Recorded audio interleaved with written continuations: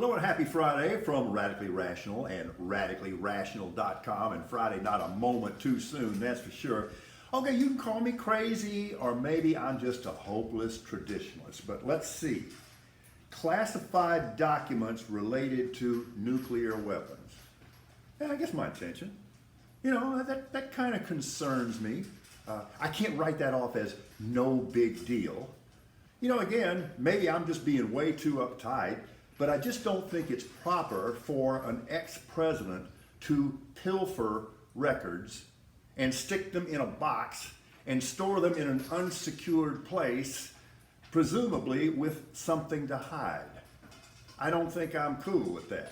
Now, okay, so last night, the former president goes on social media and tweets out that he has no objection to unsealing the warrant and the receipt. That's what he said. But the deadline is 3 p.m. And I'll bet you a cheeseburger that Trump is going to have to say, I wanted to release the documents, but on the advice of my lawyers, I can't. All right, and kudos to chess master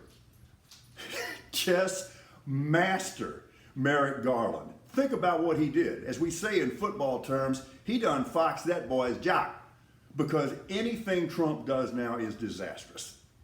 If those documents are not unsealed, once again, he's going to look like the, well, liar that he is. I'll release my tax documents too, but they're under audit.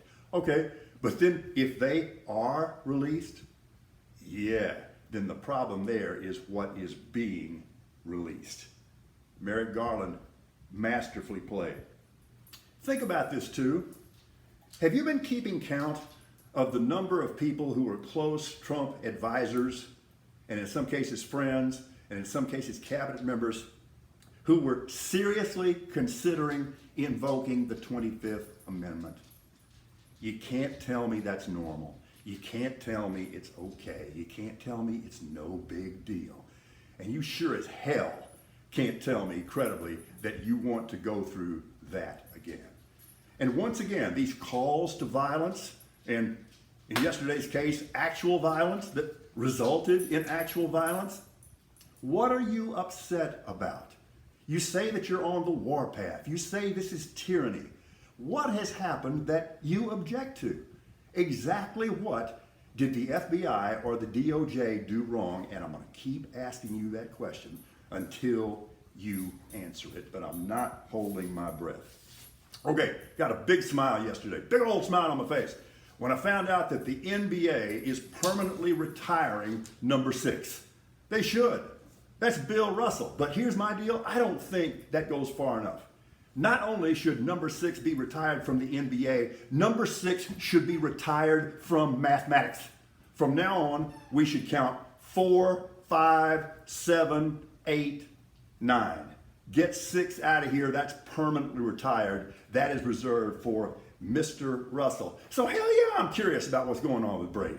It's none of my business, and I believe in a man's right to privacy and stuff like that, but he's going to be out for a week, and this was pre-planned, and it's something personal. Inquiring minds would like to know, even though ultimately it's none of my business. Now, it's not going to affect his preparation for the season because he's Tom Brady, but it may slow down the chemistry that he's trying to develop with new receivers like Julio Jones and Kyle Rudolph. We'll see. So maybe that gives the Cowboys a little bit more of a chance in that season opener.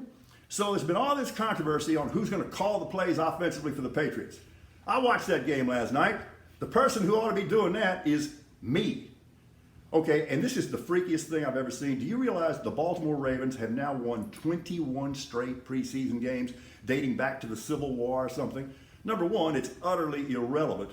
But number two, it really is kind of amazing and so difficult to do given the nature of preseason games, who's playing and who isn't.